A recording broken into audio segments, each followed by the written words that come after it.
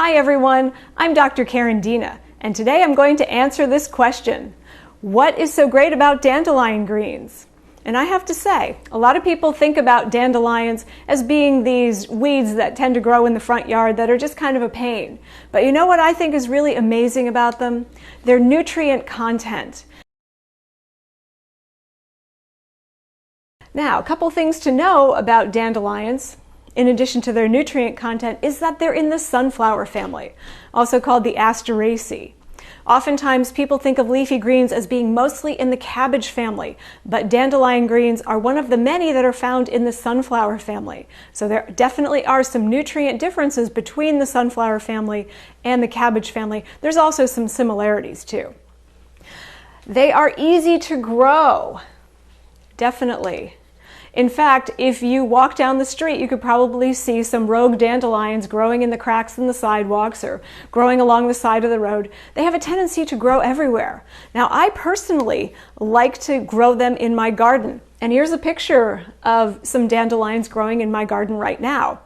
Look at these beautiful dandelion greens that we have growing in our garden next to our lettuce. They've grown quite a bit in the last couple of weeks, and now they're looking really green and vibrant. Nice.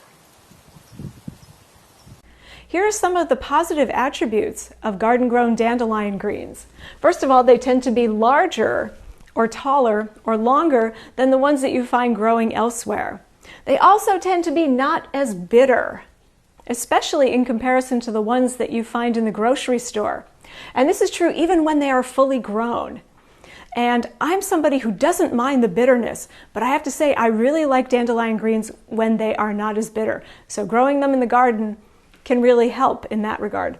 Additionally, I find that the dandelions that I grow in my garden digest very similar to other members of the sunflower family, such as lettuce, as opposed to some of the darker leafy greens, for example, kale. Number one, I like to put them in salad. I also like to put them in smoothies, and I like to put them in juice. There's just a lot of different ways that you can enjoy dandelion greens, and I would encourage you to find which way you enjoy the most. Here is a nutrient analysis of 4 cups of chopped dandelion greens. We've got about 100 calories for those 4 cups, and in those 4 cups we've got 411 milligrams of calcium. That is excellent. We've got 6.8 milligrams of iron, and if we compare that to the daily values here, which is 8 milligrams for a man or a postmenopausal woman, and 18 milligrams for premenopausal women, that is a notable amount of iron. The zinc content is pretty good, potassium content is great, and magnesium content is good as well. I would expect the magnesium content to be good in dandelion greens because they are a leafy green. Leafy greens contain a good amount of magnesium because the chlorophyll that you find in leafy greens, if you look at the center of the chlorophyll molecule, there's magnesium there. So any leafy green is going to have a decent amount of magnesium in it because of the chlorophyll content.